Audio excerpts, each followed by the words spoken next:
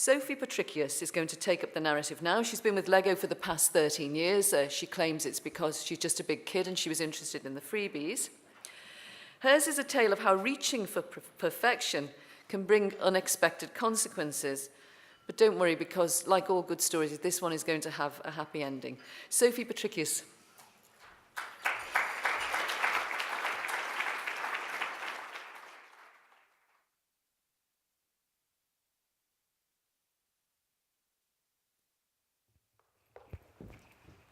I'd have sat a bit nearer if I'd known, sorry. Something didn't go horribly wrong, I went horribly wrong. And this is a twist on a best practice story. So Labara, who we saw before, that's the second time I've seen them. I love them, I think they're amazing, inspiring. Imagine running their whole slide in reverse, and that's what I'm going to show you now.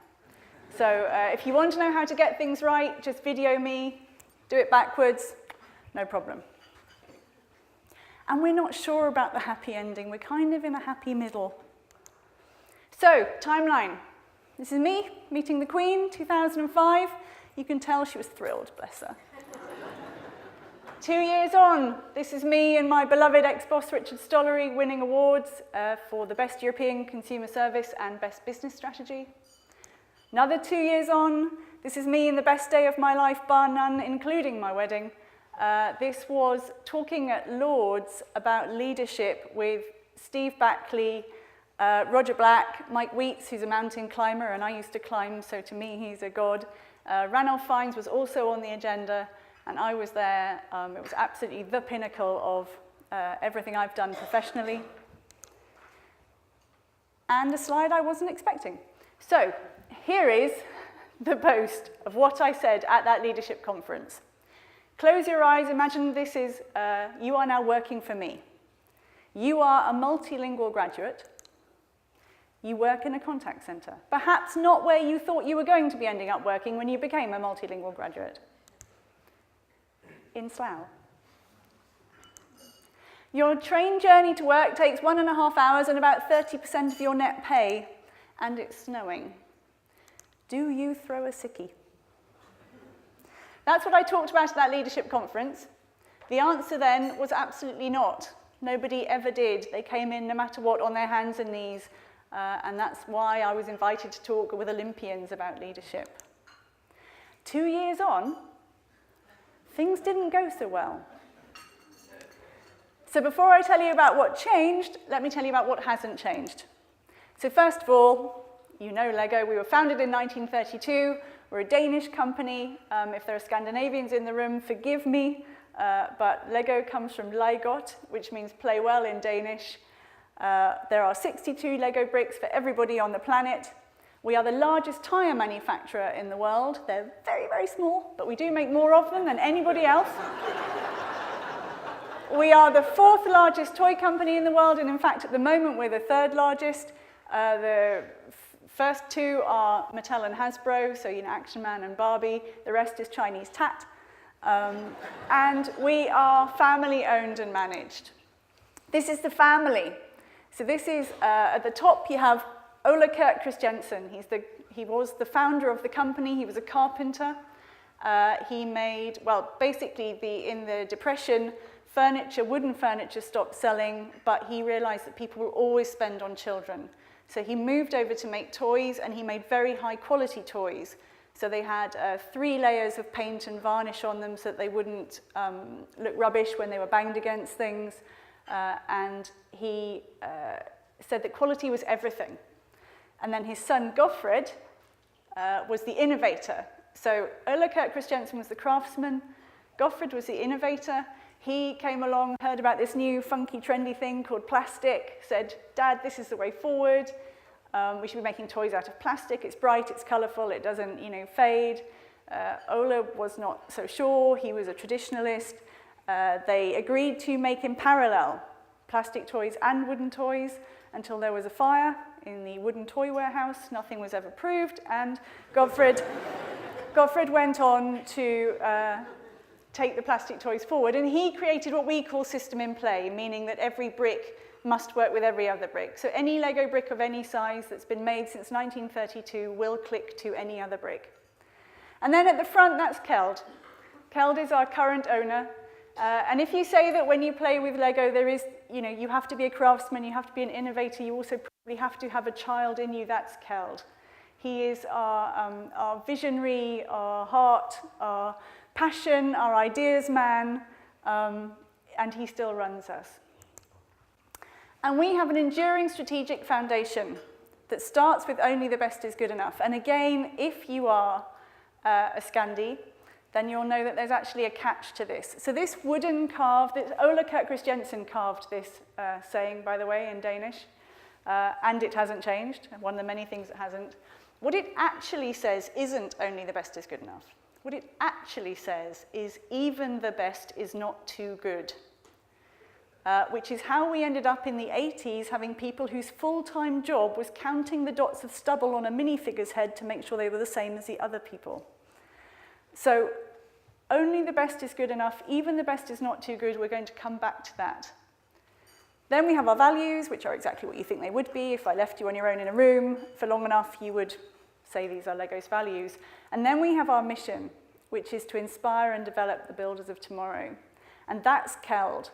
That's really, he believes very strongly that every child should have the right to play, no matter where they are in the world, no matter what their circumstance, and that if Lego was to cease to exist, that's what the planet would lose. So we had to ask ourselves, I mean, some of you will know in 2003, 2004, we nearly did cease to exist. And we had to ask ourselves, what would the world have lost? And that's what we think it would have lost, that our role is to inspire and develop the builders of tomorrow. So another thing that hasn't changed is our consumers. This is one type of consumer. This is a statue made by one of 11 people in the world who is allowed to call himself a Lego certified professional. It means he's allowed to use our logo and our trademark and advertise himself as a professional model builder of Lego models.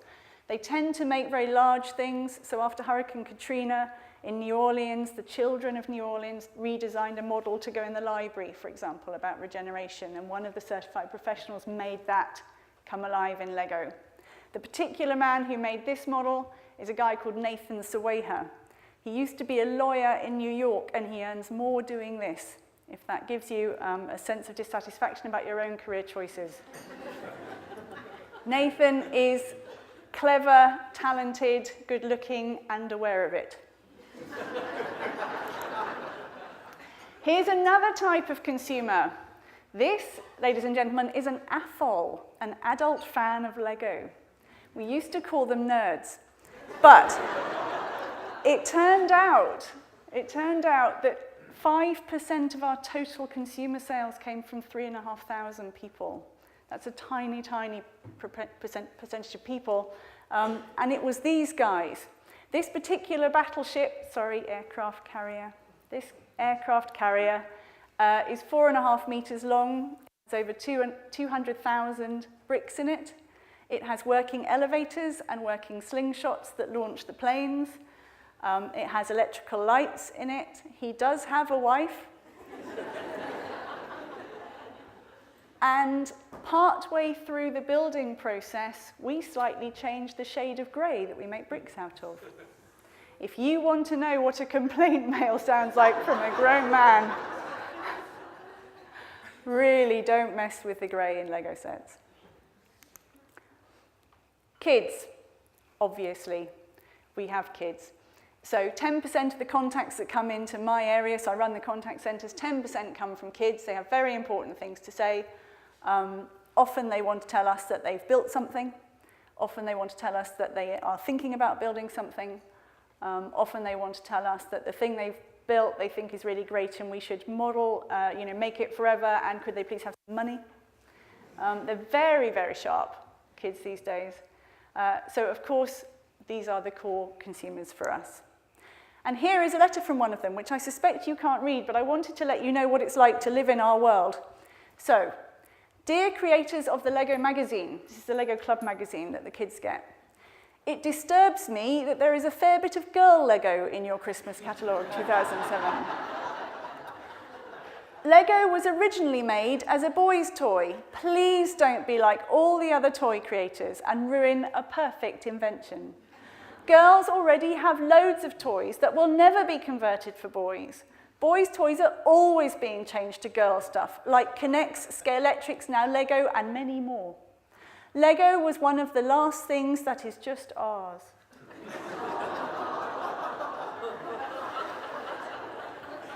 So, don't tell me that I don't understand hard-hitting complaint letters. And I have one more for you that's more recent. Now, I must apologize in advance, some very strong language in this one. But if you do, again, if you're responsible for contact centers, if you run complaints departments, I think this one will also resonate with you. Dear sir or madam, my name is Kevin. I'm 6 and I love, love, love, super duper love Lego. You forgot to put a number on the building instructions. So again, a hard-hitting complaint. As you can see, when they feel very strongly, they do put it in writing, quite rightly.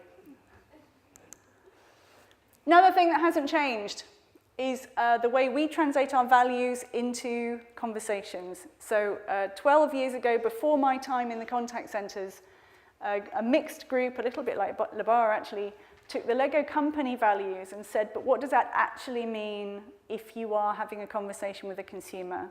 So what kind of people are we looking for? What behaviours are we looking for? They came up with fun, reliable, knowledgeable, and engaging. We say F-R-K-E, we pronounce it freaky, so we refer to people as being freaky, you're not freaky, or this answer is freaky, you're not freaky. It hasn't changed in 12 years. We review it every year because I didn't invent it, and I hate stuff that I didn't invent. But it's still true because the values haven't changed. And what we do hasn't changed in this lovely timeline. So I highlighted in red just to encapsulate it, but basically any inbound contact from consumers comes into my department with a company safety net, obviously, so we minimize risk. We are there to provide accurate, timely, and good information so that people can act on root causes and understand the consumer better. And we actively play our part in deepening the sense of engagement that consumers have with the Lego group. So again, like Labara, we know because we've researched it that consumers are more fond of us after something's gone wrong and they've spoken to consumer service than if nothing had gone wrong in the first place. In fact, if sales ever dipped, we would remove a brick from every single set we send. And we'd be fine. So what happened?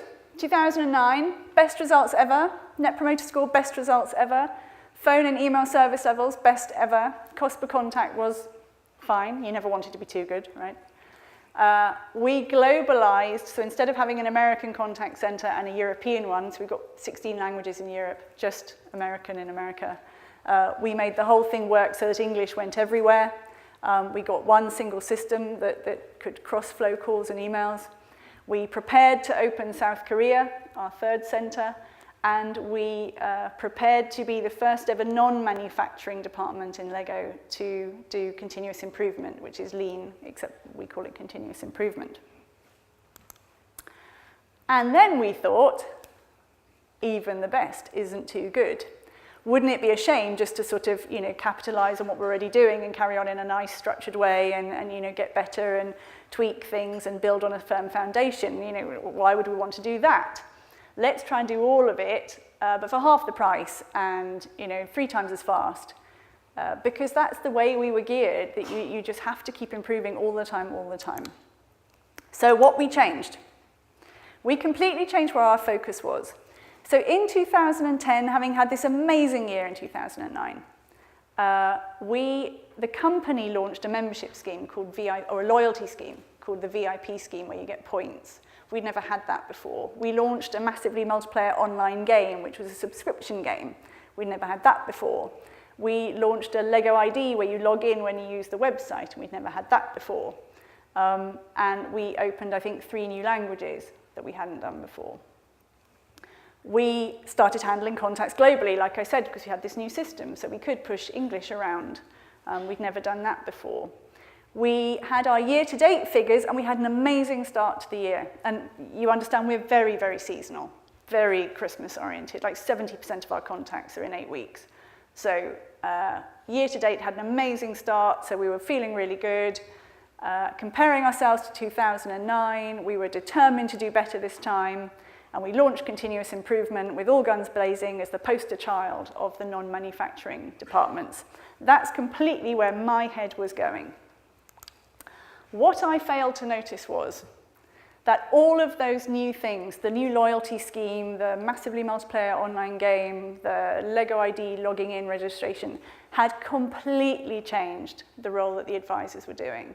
They had gone from sending out a missing piece in a set that was easy to find and immediately rectified into becoming people who had to handle subscriptions and payments and virtual experiences and stuff they couldn't put right by stuffing something in an envelope. Handling contacts globally, because I was so sure it was going to work, I reduced our summer staffing right down because I thought, well, surely there'll be pockets here and here and here that we can, cram English into. But there wasn't, because the staff were struggling with all of the new services and products that I'd given them to do. Year-to-date figures, because we were looking at year-to-date and those numbers were so good, it took me until January 2011 to notice that in April 2010 we had started missing our service levels and we'd never got them back. But because we weren't looking at our data monthly or weekly, it was nearly a year before we realized. Comparing to 2009, because everything had changed in the advisors' lives, but I didn't notice that, we carried on with the same recruitment. So we recruited the same way, we trained them the same way, gave them the same KPIs, they kept failing them. I told them to work harder. They burst into tears and said they couldn't. I said, don't be ridiculous. Productivity halved. I said, work harder. They burst into tears and said they couldn't. Generally, comparing to the year before, didn't go particularly well. And continuous improvement, please tell me I'm not the only person who's been through this. Continuous improvement, lots of projects. So we bring people off and they all review processes and they map everything out and there's all these things, swim lanes going on the walls. Took so many hours out of the business, but it didn't immediately return any benefit. So it was taking loads of people, loads of time, loads of attention, but not actually bringing back any immediate efficiencies. So those were things I didn't notice. We also changed how we recruited staff. On the left is how we used to recruit staff. It's a really nice letter from me that's at the beginning of every kind of recruitment ad we ever did, and it says, what does Lego sound like, and the sound of Lego tipping on the floor on Christmas morning, and that it also sounds like fun, reliable, knowledgeable, and engaging. It was a really great kind of feeling, emotional engagement way of recruiting. Where we went to was that it took us 116 staff to fill 45 positions. 84 of them left within 12 weeks, mainly involuntary. We never hit the staffing target we had for 2011, we just never got there. Agencies and candidates that we were using were sharing our tests online before people came, so they all knew the answers, they knew exactly what to say. And candidates who were turning up, because we're multilingual, so because we have a very small pool to draw from, the candidates who were turning up often had only heard about the job that morning and didn't even know what company they'd come to see. We used to, in the good old days, measure staff only on Net Promoter, Net Friendly, which is our invented version, was the person you spoke to today, friendly and helpful. Lego Club recruitment, if you ask an advisor, this is a selling target. Lego Club is a free magazine that you give children 5 times a year. How hard is it to give away a free magazine? But as far as they were concerned, they were selling and they were very proud of it. So Lego Club recruitment was a KPI. And could they have a higher average order value than the online sales? So could we beat the machine, basically? They were the only things we ever measured advisors on. So there's no productivity, no service levels, just can you do a great job and give away a free magazine? But I decided that people were lazy and feckless because their productivity had halved. So I introduced service levels because they weren't trying hard enough. And I introduced productivity and quality monitoring. Our Net Promoter Score, even then, even in the bad days, was around 85%. But I was walking up and down the corridors and I could hear terrible calls all the time. So I decided that I knew the advisors were rubbish and I was going to prove it. So I introduced quality monitoring, and even though we had all the consumers giving feedback on 20% of our calls, saying they were delighted and loving every second of it, I put quality monitoring in to basically disagree and say that the consumer wasn't right and that this was a terrible call. I hope you're finding this inspiring, by the way. Linchpin vacancies. So same year, we're basically talking about a 16-month period. The European operations manager, so essentially my call center manager in Europe, moved to run the US site. So that left the linchpin person missing. We only had one trainer in Europe, and we didn't have them either, because they were missing. The team leaders then informally basically just tried to step up and run the department.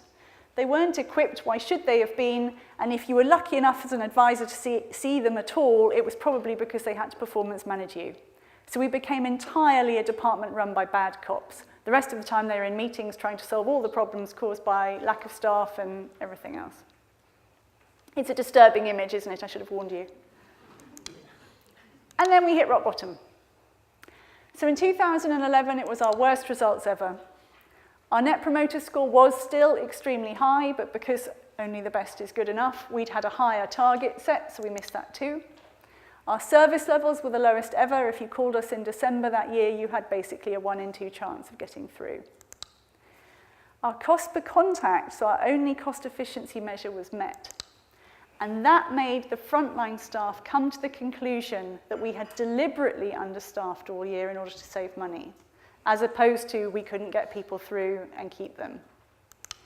And the context of that was that the company was having its 3rd best year in a row. So as a department, we were failing in every possible way when the whole of the rest of the company is popping champagne corks. In 2004, the company was in crisis. It's fairly well publicized that that's what happens. And what we did to come out of that, what the CEO did, was say we need to go back to focus on what we really do best. And we need to focus on the consumers who love us for what we already are. In 2012, we decided in the Consumer Services Department to do the same. So we made some changes. The wizard will become obvious in a minute. But everybody needs some luck, and last year I had 2 pieces of luck. The first one was that we didn't have a snowstorm that shut us for 3 days. The second one was that my boss in January, instead of firing me, did something that I still think is extraordinary, and I hope one day I have the chance to do for somebody else. She took me into a room with a senior person from HR and a senior person from finance and said, "This is clearly very, very complicated and difficult, and I've watched you struggle all year.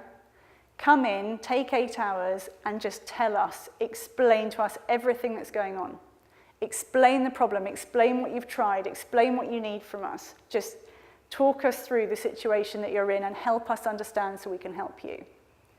Now, if we hadn't been a private company, and maybe if I hadn't already been there for 13 years, and who knows what else, but I still consider that to be the single biggest turning point of everything that happened last year, was that she took the time to listen. And she lowered our targets to give us a chance to breathe. We completely overhauled our recruitment approach. And interestingly, what we did was we stopped recruiting on emotional, don't you want to work for Lego, it's a wonderful place, and, you know, worship the child within. We stopped doing that, and we actually went the other way and started saying, it is in the end a call center. Do you understand that we are going to record everything that you say? Do you understand that we're going to coach you and pick out every spelling mistake you make? So we had to sort of bring the expectations down for people of what they were looking for, also because they all thought they were going to be designing Lego within 2 seconds. The induction program. I finally accepted that the whole job had changed, so we doubled the length of the induction program. The wizard got stuck in. The wizard is the workforce management analyst. We were completely run on Excel. So, you know, we've got 16 languages in Slough, only the one in America, 2 in South Korea, the whole thing run on Excel and bodging and trying best guess and all that kind of thing. We finally actually got a professional who could come in and do our forecasting and scheduling for us. Before we hired him, we said we were looking for the wizard, and we still call that position the wizard, and he is one, and you can't have him. We reintroduced the buddy scheme, simple stuff. You know, things that had used to be good, but I have a very, very short attention span. I get bored very quickly. I much prefer revolution to evolution. So some of the things that we'd been doing for years that are good, we had stopped doing just because I'd got bored with doing them. But the buddy scheme about who looks after you on day one was one of the things we shouldn't have given up. And employee life cycle generally was made a focus. We hired an ops manager. Yes, good idea. Well done, Sophie. And we got the team leaders to go back to being team leaders. So focus on your teams. Let the guy who needs to run the department run the department. You just focus on your teams. And with quality monitoring, so you remember I brought this in to prove to everybody that they were rubbish. What we did then was say, if you want to be fun, reliable, knowledgeable, and engaging, we'll let the consumer decide if you're fun and engaging, and we'll decide if you're reliable and knowledgeable. So the quality monitors now only look at, did you give the right answers? Did you press the right buttons in the system? And the consumers decide, did I have a really nice, engaging experience? We had a department-wide focus to bring back Freaky, starting with a conference where we had some very honest dialogue about where it went. We still had, at that point, just about enough people who'd remembered when it was good to work at Lego to be able to say, I remember how it was, how it used to feel, what it was like, where I think it went, how I think we can bring it back. And we started those conversations again. And then, because of course it's real life, we did have 18 other business as usual initiatives to carry on with. So far, 2012 was our best results ever. Our Net Promoter Score was outstanding. Our phone and email service levels were outstanding. Cost per contact was still on target, because like I said, you never want to be too cheap. Our staff pulse scores went up by 4 points, and they hit target for the first time ever. Lego's a company where staff engagement figures are considered to, if they're not in the 90s, then really you're failing. And the contact centres have always kind of dragged along a little bit. But for the first time, we hit our targets. We planned to hire 90 staff in Europe, and actually we only ended up needing 81 because attrition was much less than we expected, so we didn't have the vacancies we thought we would have. If that's not worth some sexist cheerleading, I don't know what is. So here we are, best year ever. What happens next? Only the best is good enough. So how to avoid the pendulum swing? In 2013, here's the plan. We again change our entire telephony platform. So that's all of it, phone, CRM, everything. The whole lot gets ripped out and replaced. Technical support for our new robotics sets has to come in-house. We install a new loss prevention or fraud spotting tool. We're going to open Singapore. We're going to have a proper Asian hub rather than just a little team in South Korea. Our KPIs, obviously, having had that breather, have to go back up. And we thought that while we were at it, we might as well review whether or not we really need an outsourcer in America. Then we thought, just how stupid are we? So in March, having made this list, we sat down and said, really, to make these mistakes once, is one thing. To do it twice would be inexcusable. Change the minimum. So, we are not going to take technical support in-house. We're going to delay opening Singapore. Our KPIs didn't go back up. They kind of crept up, but they didn't go all the way back up. We're leaving the outsourcer in place. We will change the minimum. The deal at the moment for the staff is even if you have the most fantastic suggestion for improvement that you can ever think of, if it isn't at least going to deliver a 25% improvement, you cannot do it this year. There's too much on. We've found that we don't have that appetite for change. We're too fragile. It's too important. We've been brilliant. We need to be brilliant again. We need to get ourselves stabilized. So change the minimum. Wish us luck.